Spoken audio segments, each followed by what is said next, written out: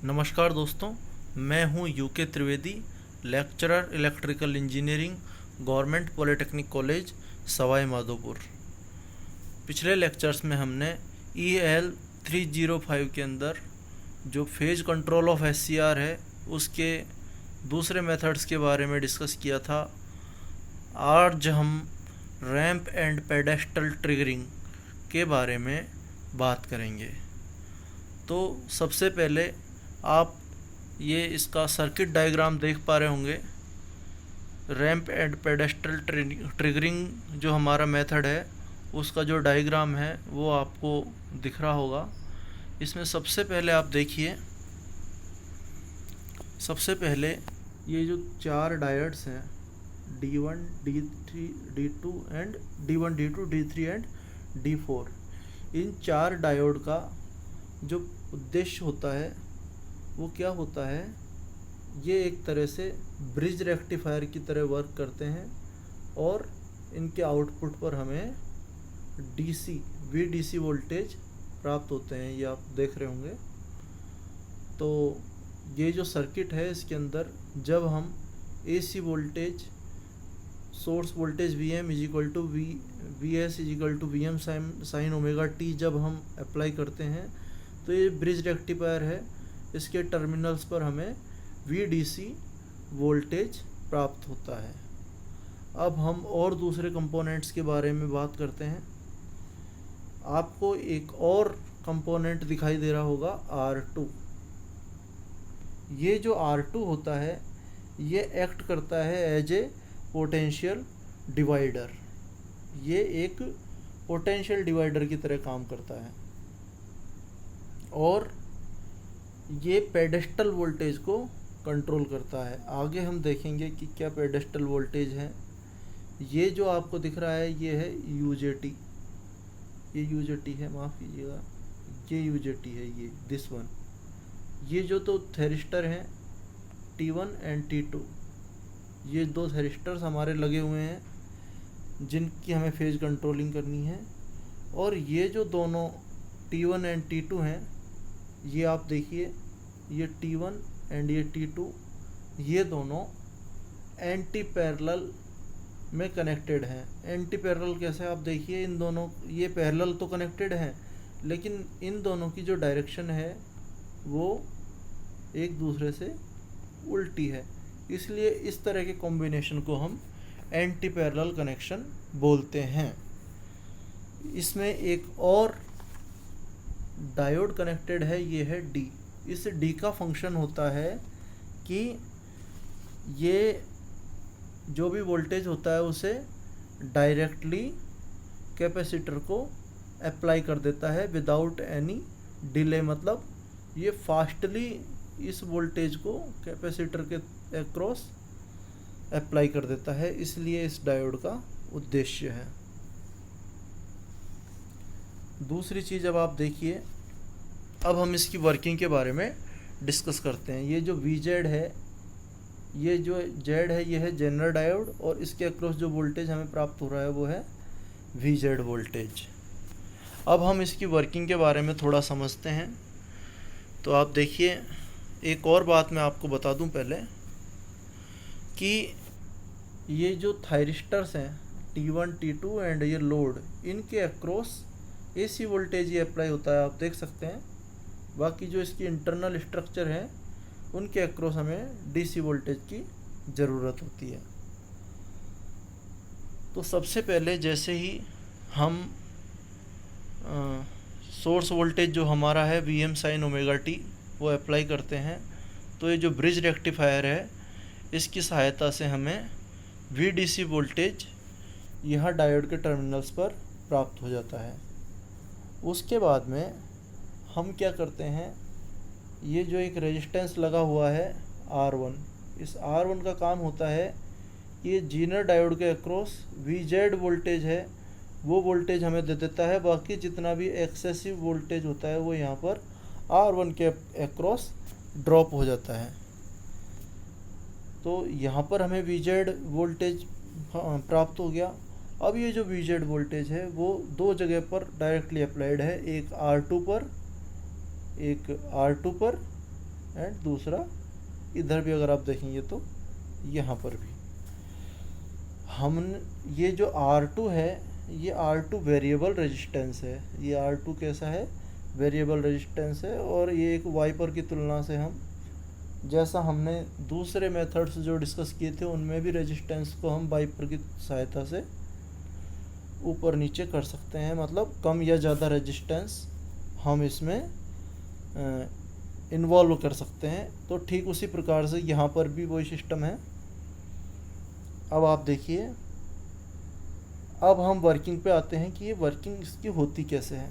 तो आप देखिए, ये जो R2 होती है इसकी वैल्यू हम इस तरह की लेते हैं कि सबसे पहले ये जो इसकी जो वैल्यू होती है वो इस तरह से होती है कि ये जो वोल्टेज है, ये जो वोल्टेज है, ये वाला जो वोल्टेज है VPD, ये VPD जो है वो है पेडेस्टल वोल्टेज।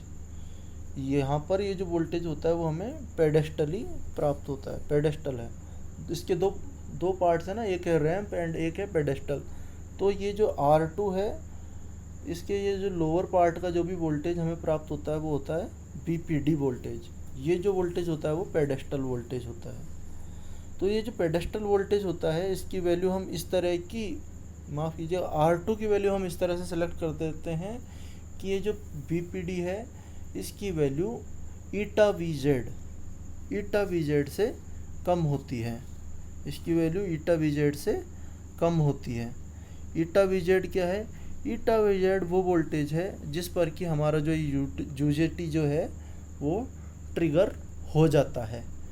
तो यहाँ पर हमें VPD वोल्टेज फाइंड आउट हो गया।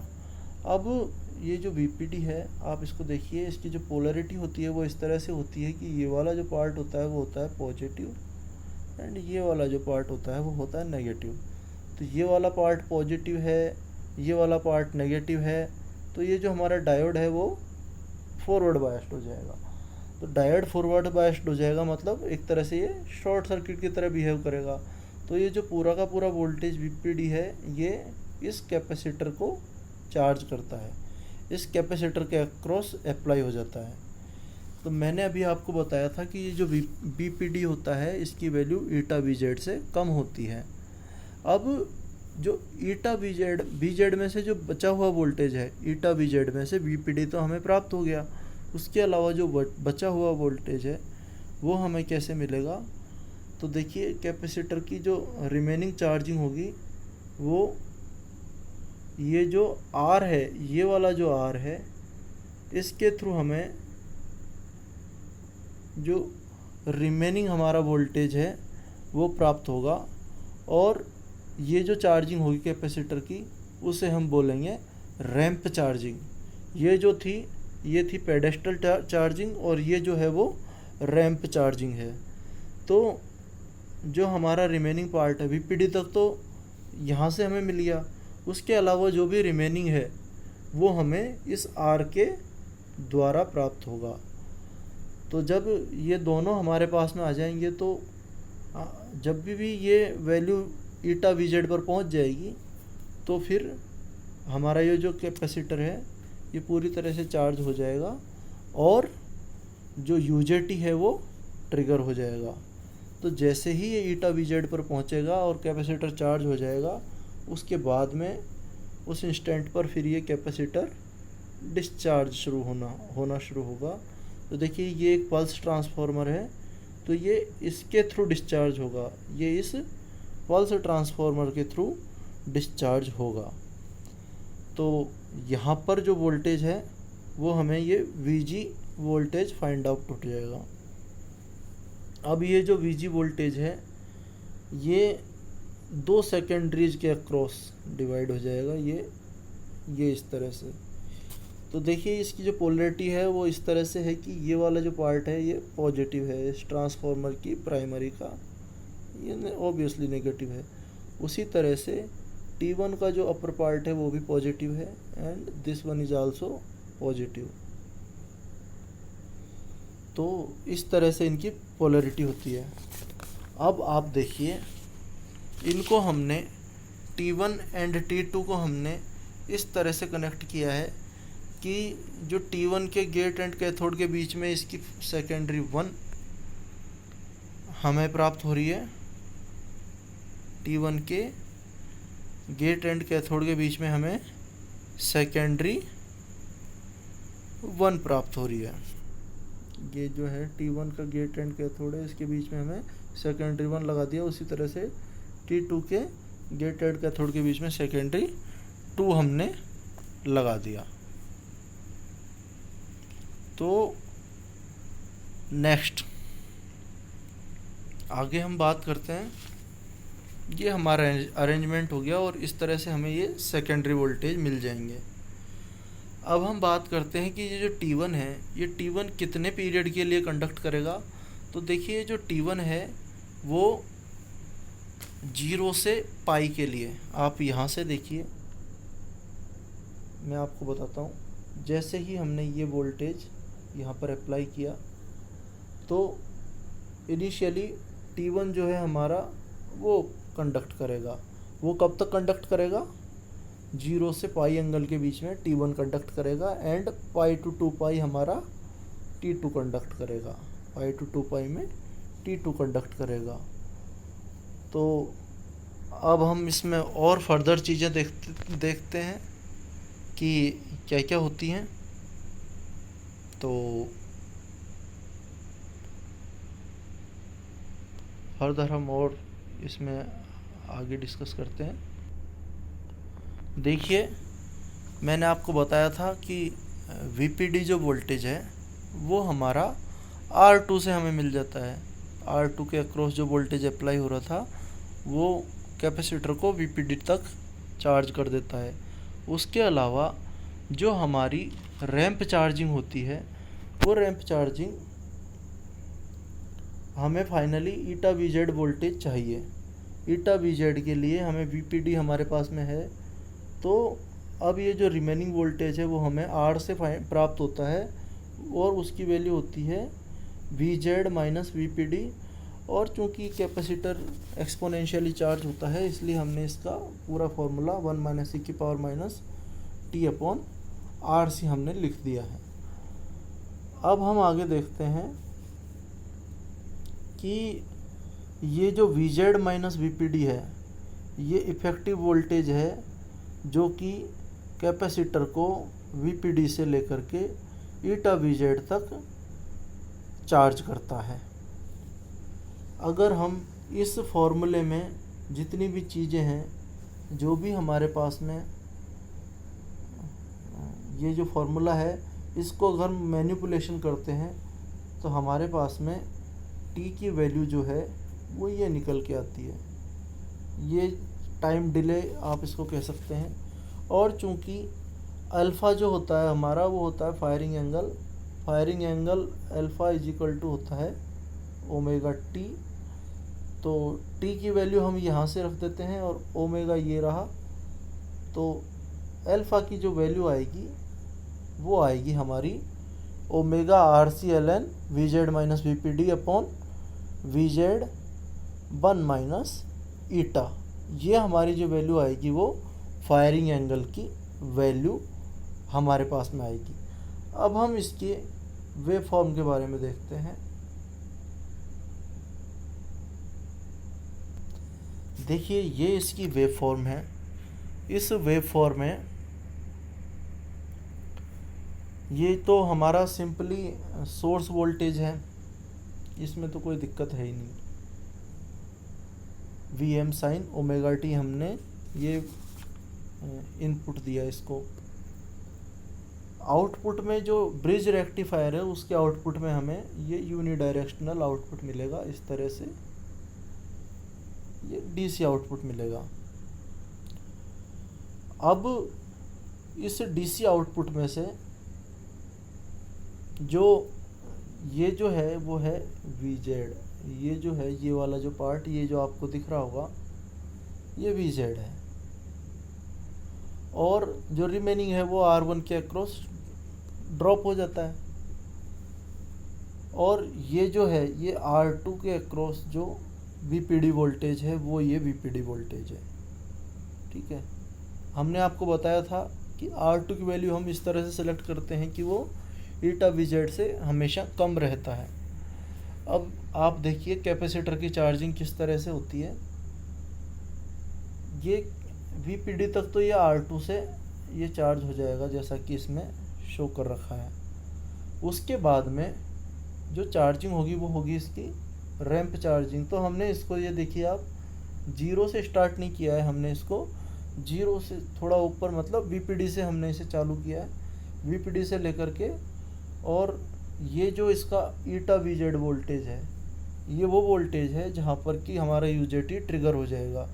उस वोल्टेज तक जो चार्जिंग होती है वो रैंप चार्जिंग होती है।